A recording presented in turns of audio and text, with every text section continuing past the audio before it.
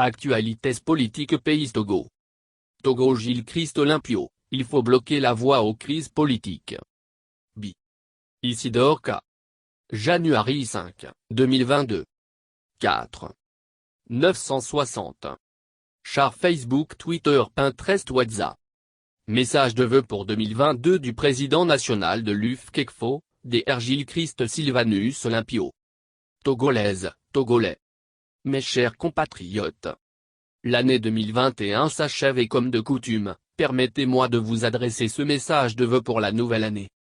L'année 2021 aura été la deuxième année de crise sanitaire due à la pandémie de Covid-19 avec ses répercussions sur le social et l'économie. Même si notre pays, le Togo a fait de son mieux dans cette lutte mondiale contre Covid-19, il n'est pas inutile d'encourager les autorités et tous les citoyens à ne pas baisser les bras et à continuer de respecter et de faire respecter les mesures barrières de lutte contre ce fléau qui a surpris le monde entier et qui a imposé de nouvelles habitudes. Sans toutefois utiliser les moyens forts et les impositions, il est vivement conseillé, dans une approche de sensibilisation d'inviter une fois encore, ceux qui ont l'âge à se faire vacciner. Notre pays doit tendre vers une immunité collective. J'exhorte le gouvernement à continuer de privilégier en toute chose le dialogue et la méthode participative y compris dans la gestion de cette crise sanitaire. Afin de relancer véritablement l'économie et de promouvoir l'auto-emploi et l'entrepreneuriat des jeunes dans ce contexte de Covid et de post-Covid, j'encourage une fois encore les autorités et les institutions bancaires à accompagner encore plus les jeunes et les femmes.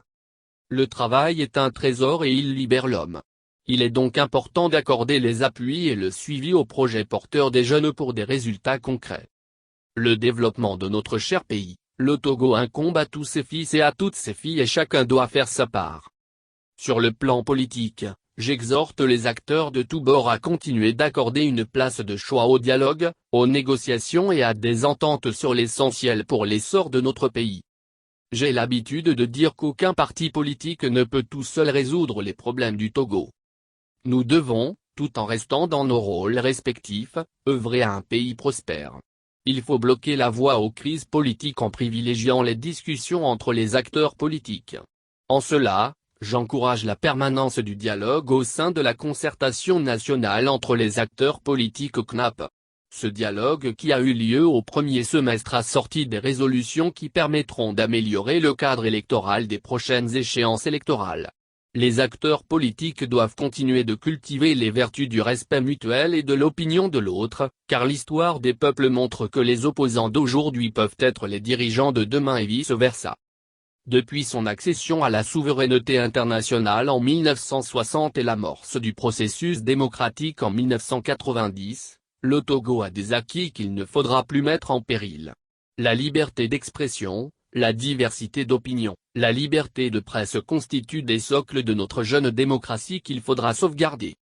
Tout en rappelant à plus de responsabilité des uns et des autres dans la jouissance des droits notamment la liberté d'expression, je demande dans la mesure du possible, la libération des journalistes et de tous ceux qui sont considérés à tort ou à raison comme prisonniers d'opinion.